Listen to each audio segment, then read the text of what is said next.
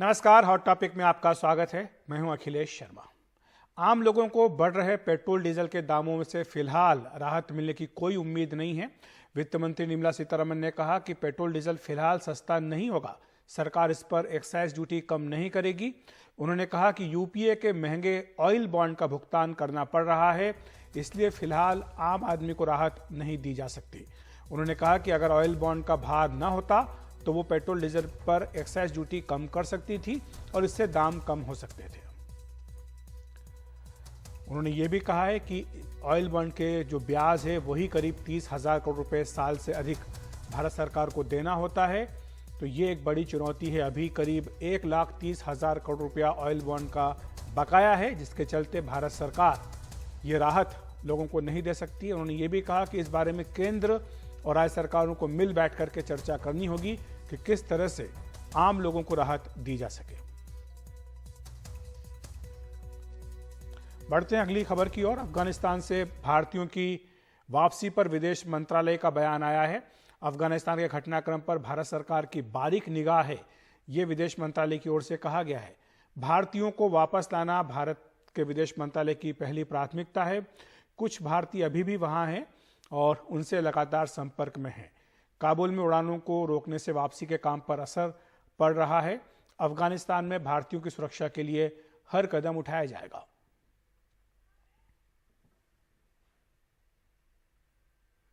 हमारे सहयोगी उमाशंकर सिंह हमारे साथ जुड़ गए इस खबर पर चर्चा करने के लिए। उमाशंकर, हमने विदेश मंत्रालय का ये बयान देखा कि किस तरह से वहां जो भारतीय फंसे हैं उन्हें लाने के लिए तमाम तरह की कोशिशें की जा रही। क्या ताज़ा स्थिति है अभी तक, कितने लोग हैं और किस तरह से उनको वापस लाने का प्रयास किया जा रहा है?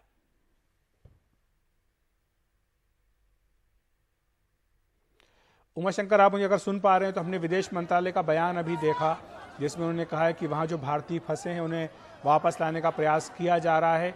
क्या ताज़ा स्थिति है, किस तरह के प्रयास चल रहे हैं भारत की ओर से उन भारतीयों को वापस लाने के लिए जो वापस आना चाह रहे हैं या फिर वहां फंसे हुए हैं?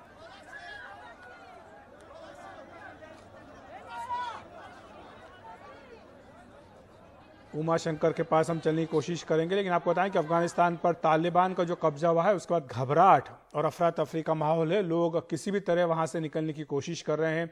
काबुल एयरपोर्ट की तस्वीरें हमने आपको दिखाई थी जहां पर लोगों का हुजूम उमड़ा हुआ था।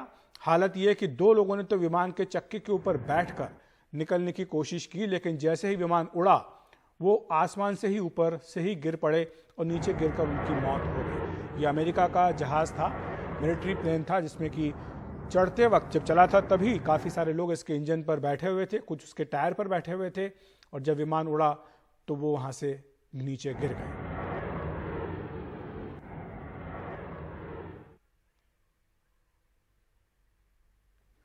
और अफगानिस्तान पर कब्जा जमा चुके तालिबान के लड़ाके अब काबुल एयरपोर्ट में घुसने की कोशिश कर रहे हैं। वहां फायरिंग भी हुई जिससे अफरा तफरी का माहौल बन गया। लोग वहां से भाग रहे हैं। फायरिंग में 5 लोगों के मारे जाने की भी खबर है।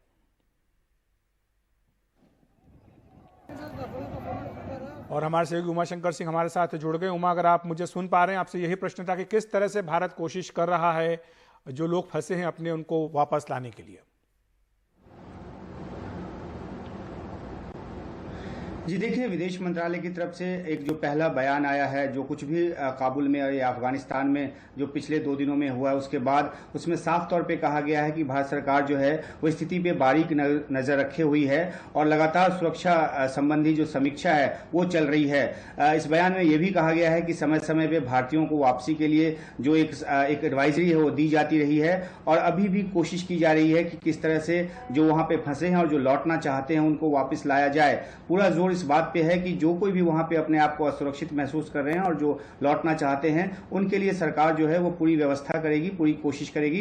खासतौर पे जो सिख और हिंदू कम्युनिटी के लोग हैं और जो लौटना चाहते हैं उनकी बात भी इसमें की गई है और साथ ही साथ ये बात भी की गई है कि जो वहां पे साझा विकास में साझेदार रहे हैं, अलग अलग प्रोजेक्ट में साझेदार रहे हैं, जिन्होंने भारत की मदद की है, भारत उनके साथ भी खड़ा रहेगा। यानी कहने का मतलब ये है कि अगर उनमें से भी कुछ यहाँ आना चाहें तो उसके लिए भी भारत फैसिलिटेट करेगा। इस इस बयान में ये भी कहा गया है कि भारत जो है वो अफगानिस्तान में अपने नागरिकों के साथ साथ अपने हितों की रक्षा के लिए भी तमाम जरूरी कदम उठाएगा। तो एक ऐसी सिचुएशन है वहां पर अखिलेश, जिसमें बहुत ही एक संवेदनशीलता के साथ आगे बढ़ने की जरूरत है, और इसलिए भारत की तरफ से नपातुला बयान आया है, जिसमें सीधे तौर पे वहां पे जो बदलाव हुआ है उस पर कुछ नहीं कहा गया है। अपने नागरिकों की वापसी और उससे जुड़ी चिंताओं को लेकर इसमें बात की गई है। अखिलेश, महत्वपूर्ण बात है कि जो वहाँ के हालात है उस पर भारत ने फिलहाल कोई टिप्पणी नहीं की। उसकी प्राथमिकता बिल्कुल स्पष्ट है कि जो भारतीय वहाँ फंसे हैं उन्हें वापस घर लाना। शुक्रिया आपका उमाशंकर इस तमाम जानकारी के लिए। और अफगानिस्तान में बदलते हालात का असर भारत में भी दिखाई दे रहा है। यहाँ रह रहे अफगान नागरिक अपने करीबियों का हाल जानने के लिए परेशान हैं। लोग दिल्ली में अफगानिस्तान के दूतावास जा रहे हैं, लेकिन उन्हें फिलहाल कोई मदद नहीं मिल पा रही। अदीबा अफगानिस्तान की एक्टिविस्ट हैं। वो करीब 1.5 साल पहले भारत आई थीं।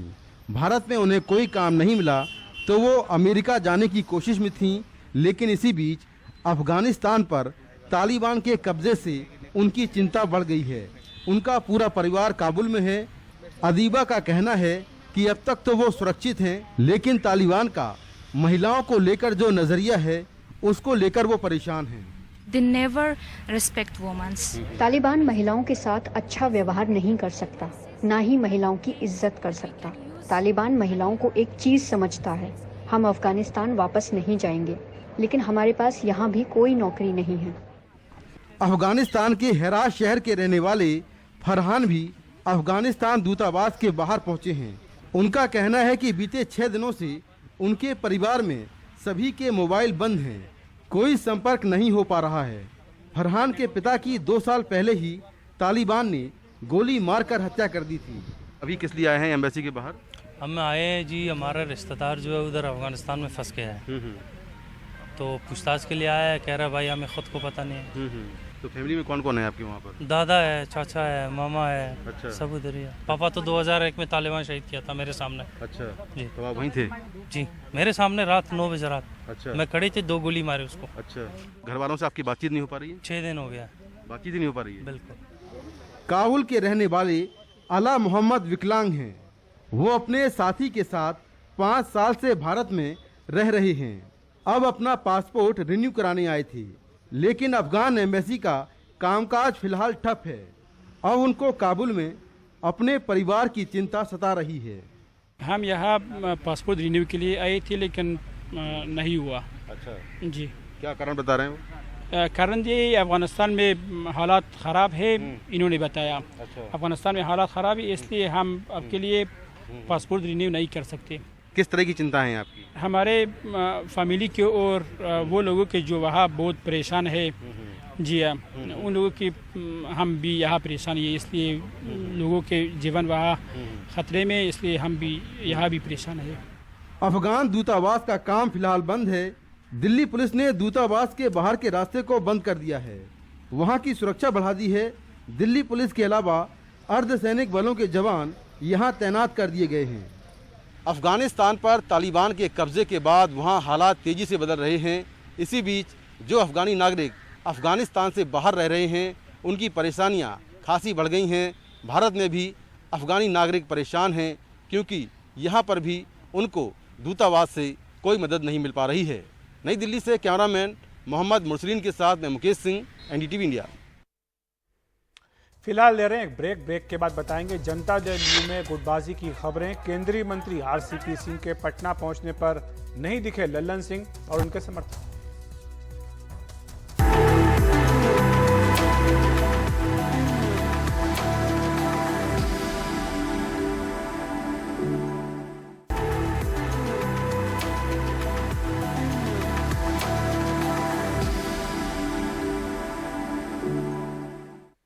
ब्रेक के बाद आपका फिर स्वागत है। प्रधानमंत्री मोदी के मंत्रिमंडल में शामिल होने के बाद पहली बार आरसीपी सिंह पटना पहुंचे, लेकिन उनके स्वागत में जेडीयू के राष्ट्रीय अध्यक्ष लल्लन सिंह समेत उनके समर्थक भी नदारद दिखे।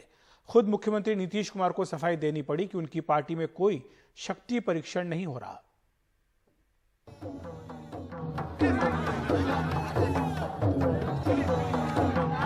केंद्रीय मंत्री बनने के बाद आरसीपी सिंह पहली बार सोमवार को पटना पहुंचे। उनके समर्थकों ने स्वागत में कोई कसर नहीं छोड़ी, लेकिन जो नेता ललन सिंह के राष्ट्रीय अध्यक्ष बनने पर सक्रिय थे वो इस बार नदारद दिखे।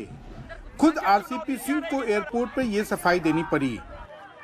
कोई पार्टी में मतभेद नहीं, इस पार्टी का नाम है जनता दल यूनाइटेड, जहाँ कोई मतभेद नहीं होता है। यहाँ एक नेता हमारे नीतीश बाबू हैं, हम लोग सब उनके सहयोग। पहले दिन ललन सिंह का जो तस्वीर नहीं लगा उसको लेकर जो है पोस्टर पे विवाद। अरे कोई विवाद नहीं है, कहीं कोई विवाद नहीं। ललन बाबू हमारा कोई फर्क है क्या?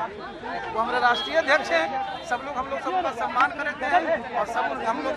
शक्ति प्रदर्शन की बात आ रही है कि शक्ति प्रदर्शन हो रहा है। अरे शक्ति प्रदर्शन क्या होता है जी? उस दिन जितने 6 तारीख को आए थे वो सब हमारे पार्टी के साथी थे।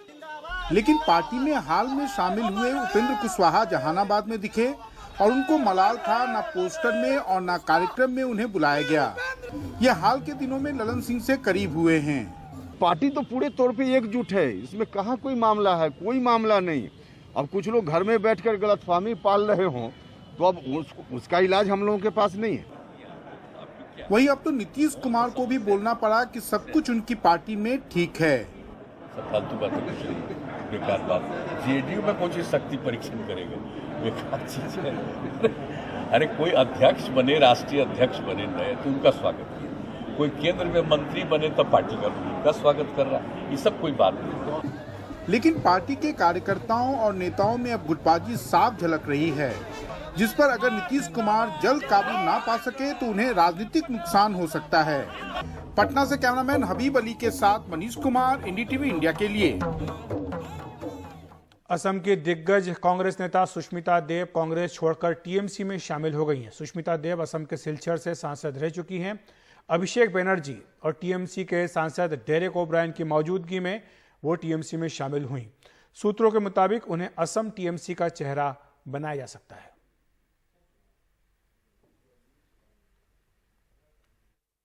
At Kolkata this morning, accompanied by Honorable Member of Parliament Derek O'Brien. I had the opportunity to meet Abhishek Banerjee, who's the General Secretary of All India Trinamool Congress. It was a very, very good discussion. He has excellent vision and clarity for the party.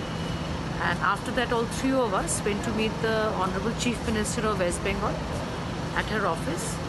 It was an excellent discussion. Clearly, she has an excellent future vision for the party, and I hope to be helpful in that regard. And I will be addressing a press meet tomorrow in Delhi and answering questions on any details anyone may want. तो hot topic में आज इतना ही। देखते रहिए NDTV India.